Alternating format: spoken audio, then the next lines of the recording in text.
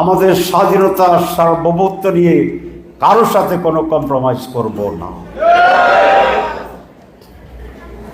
আমাকে আরেক লোকে ভয় দেখাইছে, আপনারা যদি ক্ষমতা আসেন পাশের লোকেরা তো ঢুকে পড়বে। কি বলছে? পাশের লোকেরা ঢুকে পড়বে। তা বলেছে তা আমি দোয়া করতেছি এরা যেন ঢুকে। তো এ তো বেকুব বলে যে কি বলেন আপনি? তা বলে যে ঢুকলেই তো আমাদের বাংলা, আমরা যে বদনাম আমাদের 71 সালে করে মিথ্যা পাবে, আমরা একটা প্রকৃত স্বাধীনতার যোদ্ধা হিসাবে নিজেদের পরিচয় করার জন্য একটা সুযোগ পাব। কেন? যে আওয়ামী লীগ তো কোনো পাশের লোক ঢুকলে ওদের বিরুদ্ধে যুদ্ধ করতো না। করবে না? করবে না?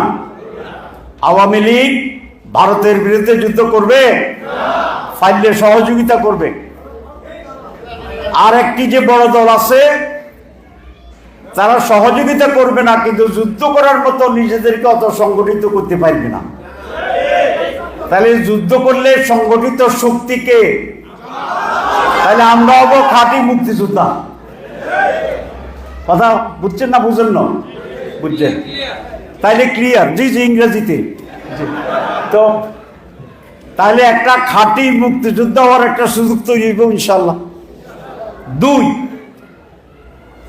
আমরা কমপক্ষে 5 মিলিয়ন যুবকেরা তো ভারতের বিরুদ্ধে স্বাধীনতা যুদ্ধে আসবে। কি বলেন? এটার 2 ভাগ করে দেব। 1 ভাগ গেরিলাতে যাইব, ঘোড়াতুন নামলেই লাঠি দিয়ে ধরব। লাঠি কি জায়েজ না না জায়েজ? আমি সবসময় জায়েজ কথা বলি। ঘোড়া থেকে নামতে পারবে না ইনশাআল্লাহ। আর বাকি অর্ধেকের কি করব? ওটা নিয়ে আরো বিস্তৃত বিস্তৃত বিস্তৃত জায়গায় চলে যাব। পুরা রিজনে স্বাধীনতার যুদ্ধ শুরু হবে। রাসূল ইসলামের যে হাদিসের যে গাজওয়ায়ে হিন্দ, সেটা বাস্তবায়নের মহাপরিকল্পনা হবে। ঢুকলে ভালো না খারাপ? আরে ভালো কেন? ভালো না খারাপ বলেন?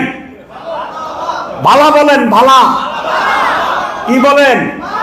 ভালা।